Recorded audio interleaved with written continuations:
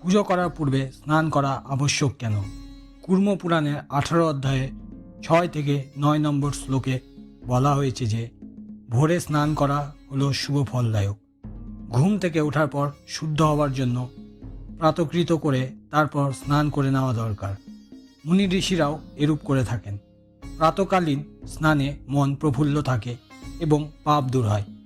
এই কারণে পুজো, হোম, যজ্ঞ ইত্যাদি ক্রিয়া করার পূর্বে স্নান করা বিশেষভাবে আবশ্যক। স্নানের দ্বারা শুধু দেহ নয়, মানুষের মনও পবিত্র হয়। পুজো, যাগ, যজ্ঞ, সাধনা ইত্যাদি করার পূর্বে তাই পুজো বা সাধককে যথাবিধি স্নান করে শুদ্ধ ও পবিত্র হয়ে নিতে হবে, তবে সে পুজো বা সাধনা করার যোগ্য হবে। তাছাড়া প্রাতকালে স্নান করলে মানুষের মনের হিংসা, দ্বেষ, কপটতা, রাগ, অহংকার ইত্যাদি নষ্ট হয়, মন উন্নত হয় ও পবিত্র হয়। শ্রীমদ্ ভগবদ্গীতায় বলা হয়েছে যে ঈশ্বর ভক্ত ব্যক্তি সর্বদা পবিত্র থাকবে। এর ফলে তার মন, বুদ্ধি, আচরণ ও শরীর এতটাই পবিত্র হবে যে তাকে দর্শন বা স্পর্শ করলে উক্ত ব্যক্তিও পবিত্র হয়ে যাবে। প্রাতকৃত্যাদি করার সময় আমাদের দেহ মলিন ও অপবিত্র হয়ে যায়, তাই স্নান করে পবিত্রতা আনতে হবে। তারপরই ধর্মীয় ক্রিয়াকলাপ শুরু করতে হবে। বিনা স্নানে কোনরূপ ধর্মীয় ক্রিয়াকলাপ করা যাবে না।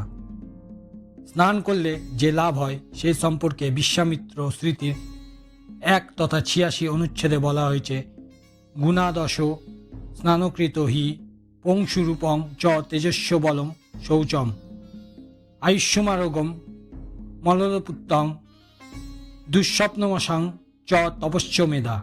অর্থাৎ কোনো ব্যক্তি যদি নিয়ম মেনে প্রত্যহ প্রাতকালে স্নান করে তবে সেই ব্যক্তি রূপ, তেজ, মেধা, আয়ু, রোগারোগ্য, নির্লভতা, তপ প্রাপ্ত হয় এবং তার দুঃস্বপ্ন নাশ হয়।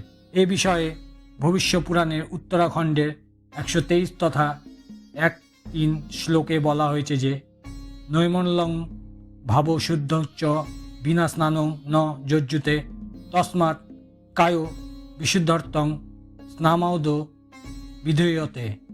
অর্থাৎ বিনা স্নানে ভাবশুদ্ধি ও নির্মলতা আসে না, তাই দেহ শুদ্ধির জন্য সর্বাগ্রে স্নান করা বিধেয়। নদীতে নেমে বা পাতকুয়োর জল দিয়েও স্নান করা যাবে।